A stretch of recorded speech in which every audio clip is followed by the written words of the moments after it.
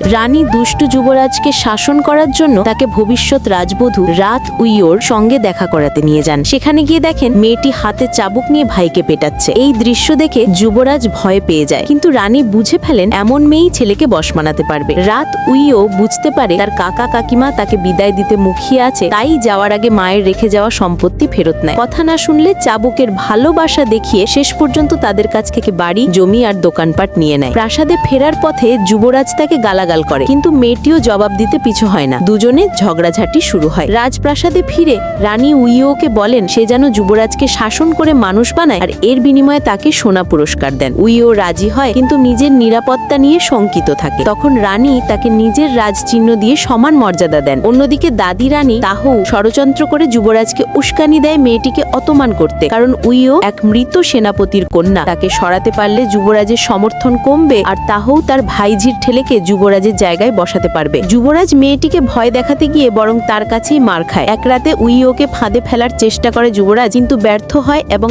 আবারও পেট খায়। পরে তাহুয়ের লোক ছোট এক দাসকে দিয়ে খাবারে বিষ মেশায়। যুবরাজ না জেনেই সেটা উইওকে দিতে যায়। মেয়েটি গন্ধেই বিষ টের পায় আর যুবরাজ নিজেই খেয়ে অসুস্থ হয়ে পড়ে। তদন্তে ধরা পড়ে তাহুয়ের চক্রান্ত, কিন্তু দাসটি মুখ খোলার আগেই আত্মহত্যা করে। রানী উইওকে সতর্ক করে দেন যেন সে শুধু যুবরাজকে শাসনই না করে, তাহুয়ের লোকদের ষড়যন্ত্র নজরে রাখে। যুবরাজ ভুল বুঝে ভাবে উইও দাসটিকে মেরেছে, কিন্তু মেয়েটি দৃঢ়ভাবে তাকে পড়াশোনায় বাধ্য করে। রানী আনন্দিত হন, এক বাঘে আরেক বাঘ বশ মানল, কিন্তু যুবরাজ মনে মনে প্রতিশোধের পরিকল্পনা করতে থাকে। এক রাতে সে ফাঁদ পেতে উইওকে বিপদে ফেলতে যায়, কিন্তু হঠাৎ কালো পোশাকের এক আততায়ী এসে যুবরাজকে অপহরণ করে। উইও আহত হয়েও সাহসিকতার সঙ্গে তাদের পিছনায় যুবরাজকে রক্ষা করতে গিয়ে রক্তাক্ত লড়াইয়ে নামেন। এখান থেকেই শুরু হয় তাদের বিরোধের মাঝেই লুকিয়ে থাকা ভবিষ্যতের সম্পর্কের ইঙ্গিত। তারপরে জানতে লাইক এন্ড সাবস্ক্রাইব।